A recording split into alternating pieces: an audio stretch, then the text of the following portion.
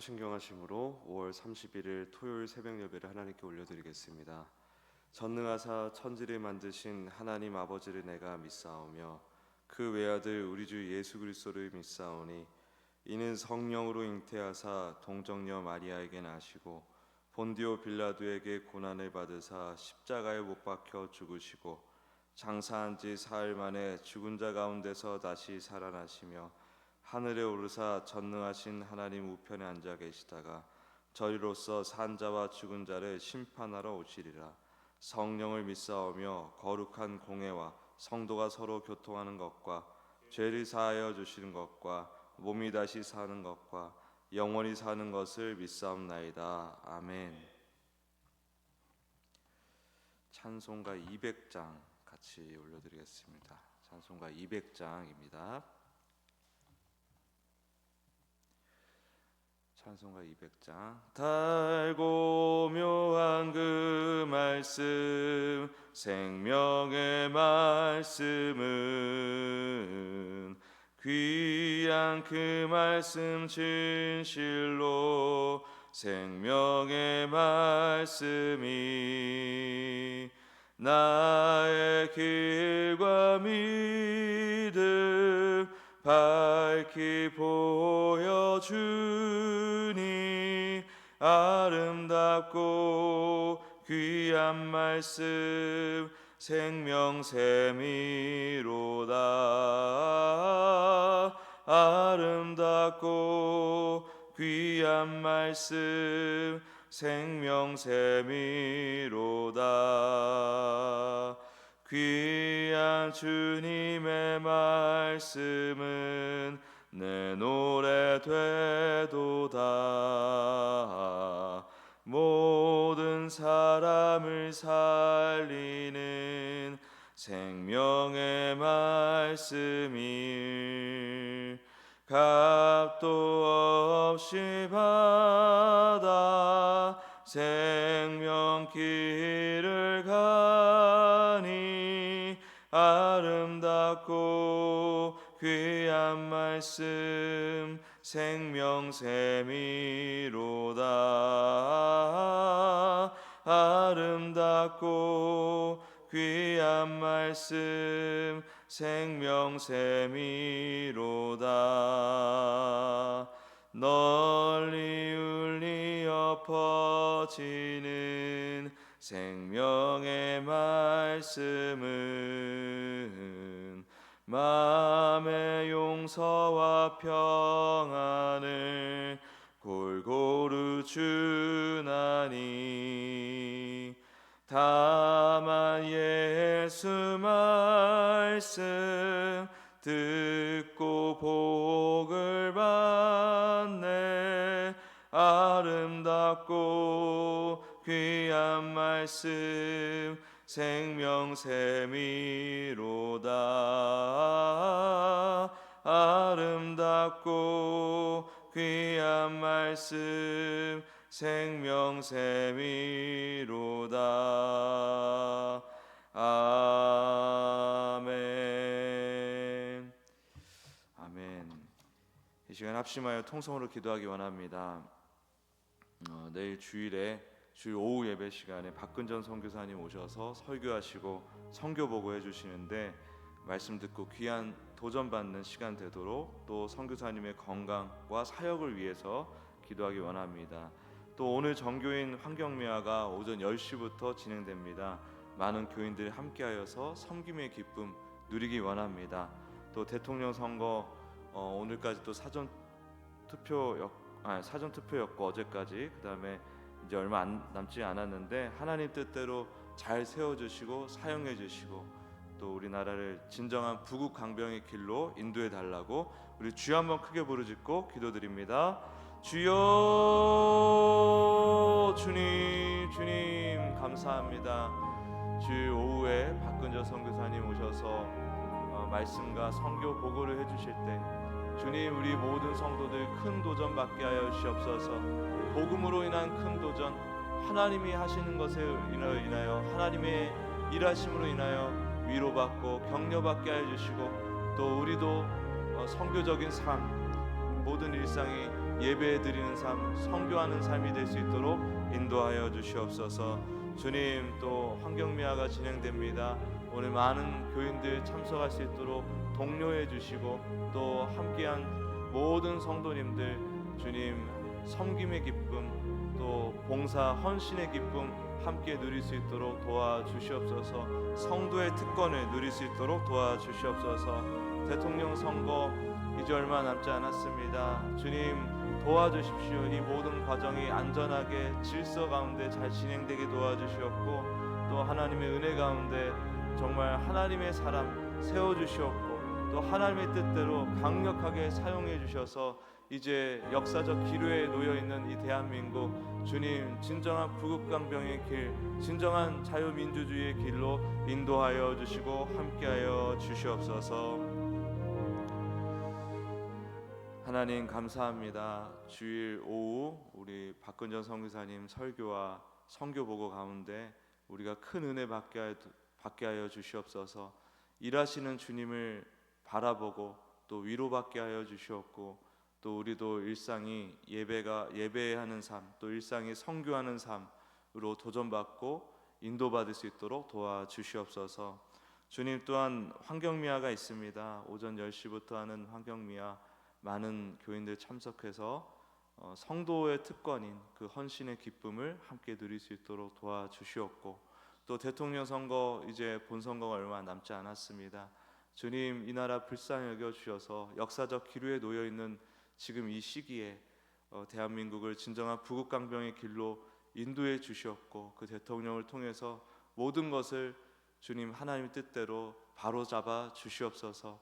오늘도 주께 올려드리는 예물 가운데 함께해 주사 모든 일이, 그 가정이 하나님 앞에 형통할 수 있도록 축복하여 주시옵소서. 감사드리며 예수님의 이름으로 기도합니다. 아멘. 오늘 나눌 하나님 말씀 창세기 4장 11절부터 15절까지의 말씀입니다.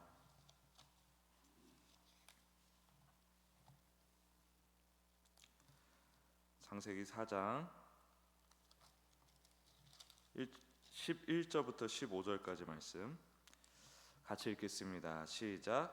땅이 그 입을 벌려 내 손에서부터 내 아우의 피를 받았은즉 내가 땅에서 저주를 받으리니 내가 밭을 갈아도 땅이 다시는 그 효력을 내게 주지 아니할 것이요 너는 땅에서 피하며 유리하는 자가 되리라. 가인이 여호와께 아뢰되 내 죄벌이 지기가 너무 무거우니이다. 주께서 오늘 이 지면에서 나를 쫓아내시온즉 내가 주의 낯을 배웁지 못하리니 내가 땅에서 피하며 유리하는 자가 될지라. 무릇 나를 만나는 자마다 나를 죽이겠나이다. 여호와께서 그에게 이르시되 그렇지 아니하다. 가인을 죽이는 자는 벌을 7배나 받으리라 하시고 가인에게 표를 주사 그를 만나는 모든 사람에게 죽임을 면하게 하시니라. 아멘. 오늘 이 본문을 가지고 가인을 향한 하나님의 진심, 가인을 향한 하나님의 진심이란 제목으로 말씀 증거하기 원합니다. 제가 창세기 지금 강해를 새벽 설교를 통해서 쭉 해오고 있잖아요. 5개월 동안 이제 4장 하고 있습니다. 네, 근데 꽉꽉 채워서 이 창세기 1장부터 이 성경이라는 것이 하나님께서 얼마나 우리에게 그리스도를 가르쳐 주고 싶어 하시고, 또 얼마나 예수 그리스도에 대한 메시지를 꽉 채워난지를 우리가 확인할 수 있었죠. 오늘 이 말씀도 놀랍게도 예수님을 향한, 또 하나님의 예수님을 우리에게 주시고자 하는, 예수님을 전해 주시고자 하는 하나님의 마음이 담긴 그런 본문인 줄 우리가 믿으시길 바랍니다. 형 가인이 동생 아벨을 죽였고 하나님은 그에게 무서운 벌을 내리셨죠. 그런데 놀랍게도 가인은 그 벌보다 사람들이 자신에게 해를 끼칠까봐 더 두려워했습니다.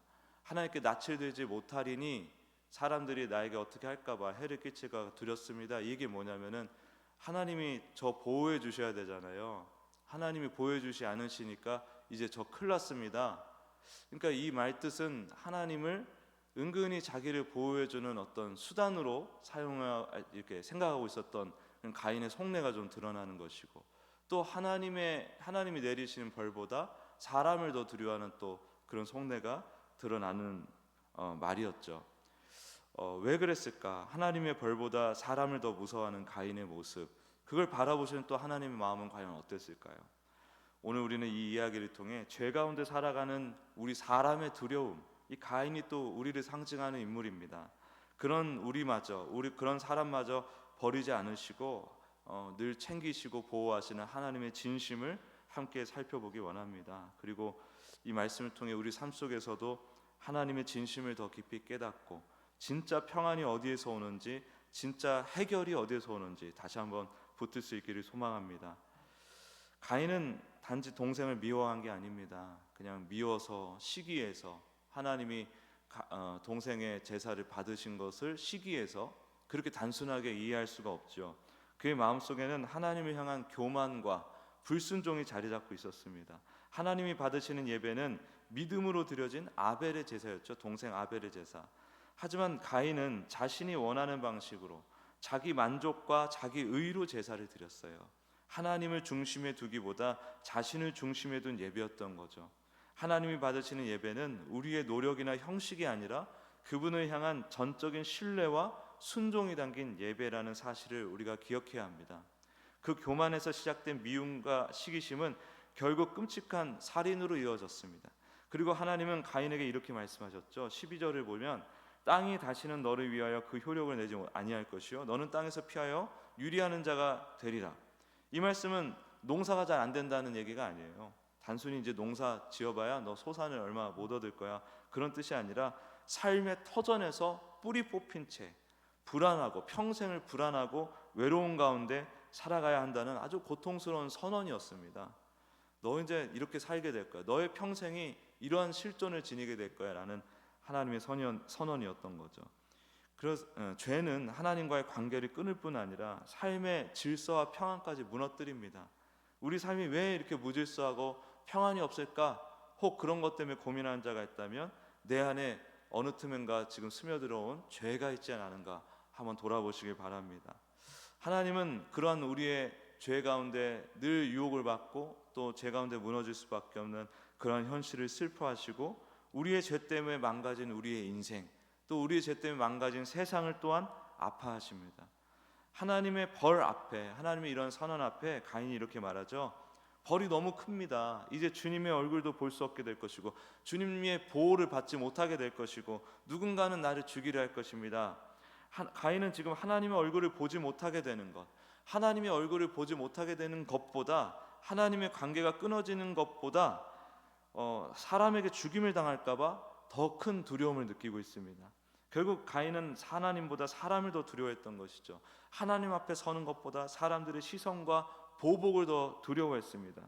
이건 오늘을 살아가는 우리 모습과도 비슷하죠. 우리는 때때로, 아니 아주 자주 하나님의 시선보다 사람의 평가를 더 의식합니다. 하나님의 뜻보다는 내가 잘되고 인정받는 것에 더 집중하며 살아갑니다. 그리고 이런 마음은 결국 불안과 두려움을 끊임없이 낳습니다. 가인처럼 그런 불안과 두려움을 끊임없이 스스로 생산해내며 살아간다는 거예요. 그런데 하나님은 이런 가인에게 뜻밖의 말씀을 하시죠. 아니다. 누구든지 가인을 죽이는 자는 벌을 7배나 받게 될 것이다. 그리고 하나님은 가인에게 표를 주셔서 누구에게도 해를 입지 않도록 보호하셨습니다. 하나님은 죄를 벌하시지만 동시에 그 죄인도 끝까지 책임지시고 보호하시는 분이십니다. 우리를 사랑하시면서 우리의 죄를 미워하심으로 우리의 죄를 이제 걸러내시는 그런 작업을 하시면서도 우리의 존재 자체는 사랑하시는 우리 하나님이시라는 거죠. 이 표는 단지 생명을 연장시켜준 표식이 아니죠. 이는 하나님의 주권과 약속이 담긴, 너는 내 손에 있어, 여전한 나의 보호 아래 있을 거야 라는 하나님의 사인, 또 심판 중에서도 자비를 거두지 않으시는 하나님의 사랑의 표시였던 거죠. 하지만 가인은 하나님의 이 사랑의 표를 받고도 참된 평안을 누리지 못했습니다. 왜 그랬을까요?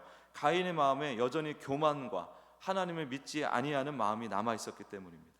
이 사실은 우리에게 아주 중요한 메시지를 줍니다. 아주 중요한 메시지를 주는데, 하나님의 구원과 평안은 우리가 무엇을 잘해가지고 얻는 게 아니죠. 일방적으로 찾아오신 주님의 은혜, 일방적으로 예수님을 믿게 하신 그 은혜, 하나님의 그 크신 긍휼과 은혜 가운데 주어지는 선물입니다. 선물. 우리는 그 선물을 믿음으로 받아들일 때에만 비로소 참된 평안을 누릴 수 있다는 겁니다. 우리의 노력이나 행위가 아니라 오직 하나님의 긍휼과 사랑만이 우리를 구원하는 유일한 길입니다. 하나님의 긍휼과 사랑, 예수님의 십자가 부활을 통해 드러난 그 하나님의 진심을 믿는 것만이 내가 일상에서 평안을 누리는 유일한 길이라는 거예요. 그 믿음이 사라지면 그만큼 불안과 두려움이 내 마음을 차지하게 되는 것입니다. 가인의 이야기는 죄가 얼마나 무서운지, 그리고 인간이 얼마나 두려움에 취약한지를 보여줍니다. 하지만 이 이야기에서 더 중요한 건 뭐냐면 그런 죄인들마저 포기하지 않으시는 하나님의 진심이죠. 진심.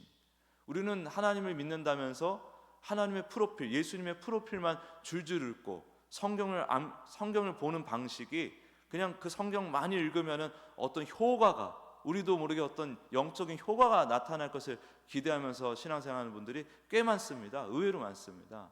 그러나 신앙이라는 것은, 기독교 신앙이라는 것은 하나님과 관계를 맺는 거예요. 예수님을 통해 하나님과 가족이 되는 걸 얘기하는 것입니다. 그게 하나님을 아는 것이고 하나님을 믿는 것이죠. 근데 우리는 믿음을 나의 유익과 만족을 위한 수단으로 이해하고 이용하는 경우가 참 많다는 거예요. 여러분, 그 믿음 가짜입니다. 그 믿음은 우리를 속입니다. 그 믿음은 우리를 결국에는 후회하게 만듭니다. 결국 마지막 날 우리가 주 앞에 서게 될 때, 마지막 이 땅에서 눈을 감고 새로운 곳에서 눈을 뜨게 될 때 영원히 후회하게 될 우리를 아주 지독하게 속이는 가짜란 말이에요. 믿음이라는 것은, 예수님을 믿는 그 믿음이라는 것은 하나님으로부터 주어지는 선물이면서 그 선물을 믿음으로 잘 우리가 받을 수 있도록 또 하나님의 은혜를 주셔야만 하는데, 결론적으로 그 믿음이 없으면은 그 믿음을 통해서 우리는 예수님과 한 가족이 될 수가 없고 사랑하는 가족이 될 수가 없고, 예수님과 가족이 되지 아니한다면 그때 우리가 주장하는 믿음은 다 헛거라는 거예요.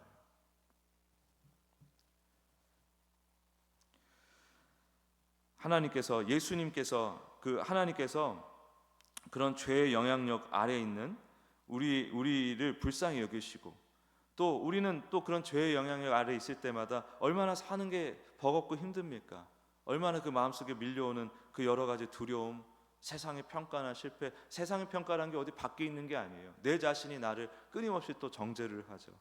그런 두려움에 우리가 갇히면서 살아가기가 쉬운데, 하나님은 그런 우리를 외면하지 않으시고, 특히나 우리처럼 이제 예수님을 믿는 은혜를 입어서 하나님의 가족으로 이미 신분은 바뀐 우리 자녀들을 결코 외면하지 않으시고, 가인에게 잠시 표를 주어 보호하셨듯이 우리에게도 어떤 영원한 표식을 주셨다는 거예요. 그 표식이 뭐죠?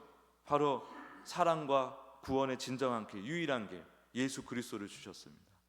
예수님의 십자가는 단순히 슬프고 아름다운 어떤 낭만적인 죽음이 아니죠. 아유, 굉장히 슬프고 아름다운 일이네. 그것은 죄로부터 우리를 자유하게 하고 하나님과 우리 사이를 완전히 화목하게 하시는 하나님의 궁극적인 사랑의 표현이고 표식이에요, 예수 그리스도가. 근데 거기서 끝이 아니죠. 우리 신앙은 십자가에 달려 계신 예수님께 머무르지 않습니다. 예수님은 죽음을 이기시고 다시 살아나셨습니다. 우리 믿음은 바로 부활하신 예수 그리스도께 있습니다. 부활하신 예수님이야말로 하나님의 진정한 능력과 사랑, 그리고 우리에게 주시는 영원한 소망의 가장 확실한 증거예요. 그분은 지금도 살아계셔서 우리와 함께 계시며 우리에게 참된 평안과 흔들리지 않는 담대함을 주시는 우리의 하나님이세요. 그리고 죽음과 같은 일을 맞이할 때마다 부활과 같은 하나님의 은혜를 맛볼 수 있는 소망을 우리에게 주십니다. 그리고 기어이 이 땅에서 그 부활에 해당하는 사건을 만나게 해주세요. 우리 인생에는 예수님의 성육신과 같은 사건도 있고, 또 고난과 같은 사건도 있고, 죽음과 같은 사건도 있고, 사흘의 어둠과 같은 시간도 있습니다. 그러나 그런 과정을 통해 반드시 또한 부활과 같은 사건을 또 우리에게 만나게 해주시고, 하나님 나라에 해당하는 사건도 만나게 해주심으로 인해서 우리 인생 전체를 통해서 예수 그리스도를 깨닫게 하시고 하나님 나라를 깨닫게 하시고 하나님을 소망하게 하신다 이거예요. 그 은혜가 우리에게 지금 있다는 겁니다. 그러면 우리가 좌절할 이유가 하나도 없는 거예요. 부활하신 예수님을 바라본다, 그 부활의 능력이 내 삶에 임한다는 것이니까 우리가 오늘 잠시 좀 꺾어지고 넘어질 수 있지만은 거기서 엎어질 이유가 없는 것입니다. 하나님께서 날 살려주실 거야. 하나님께서 나를 도와주실 거야. 하나님께서 부활의 은혜를 내게 이 땅 가운데서 맛보게 해주실 거야. 하나님 나라의 기쁨과 평안을 반드시 누리게 해주실 거야. 그것을 통해 나를 성장케 하실 주님이시니까 이 믿음을 가지고 오늘도 비루한 인생 혹은 굉장히 고단한 인생 가운데 우리가 용기를 내서 주와 함께 걸어갈 수 있는 것이죠. 그래서 우리는 어떤 상황에서도 부활하신 예수님 바라보면서 이 또한 지나가리라 말할 수 있는 것입니다. 단순한 위로가 아니라 죽음을 이기고 부활하신 예수 그리스도를 믿는 자에게 주어지는 영원한 소망의 고백인 것이죠. 그러므로 혹시 우리의 마음 가운데, 여러분의 마음 가운데 가인처럼 하나님보다 사람을 더 의식하고 불안과 두려움에 사로잡힌 그런 나의 내면에 있다면은, 나의 내면의 모습이 있다면은 오늘 다시 하나님의 진심, 우리를 향한 진심, 곧 부활하신 예수 그리스도 앞에 온전히 서시길 바랍니다. 그리고 그분의 사랑과 능력을 믿는 믿음 안에서 세상을 두려워하기보다, 지금 당장 펼쳐진 그 현실을 두려워하기보다 하나님을 경외하며 부활하신 주님이 주시는 평안과 담대함으로 살아가시를 축복합니다. 하나님의 진심이 우리의 삶을, 여러분의 삶을 오늘도 굳건히 붙들어 주기를 간절히 예수 그리스도 이름으로 축원합니다. 기도하겠습니다. 하나님, 스스로 하나님 노릇하겠다고 떠나는 죄를 짓고 또 벌을 받아 떠날 수밖에 없는 가인을 끝까지 포기하지 않으시고 보호하셨던 그 은혜를 우리가 배웠습니다. 오늘도 여전히 스스로 주인 노릇하려 하는 우리 죄인들에게, 또 우리 자녀들에게 끝까지 포기하지 않으시고 하나님의 진심이신 예수 그리스도를 가르쳐 주시고 또 확증시켜 주시니 감사합니다. 오직 예수님 생각하며 바라보며 우리 인생의 모든 현실을 주 앞에 올려드리며 오늘도 담대하게 나아가 주님의 은혜를 구하고 누리는 복된 인생 될 수 있도록 축복하여 주시옵소서. 감사드리며 예수님의 이름으로 기도합니다. 아멘.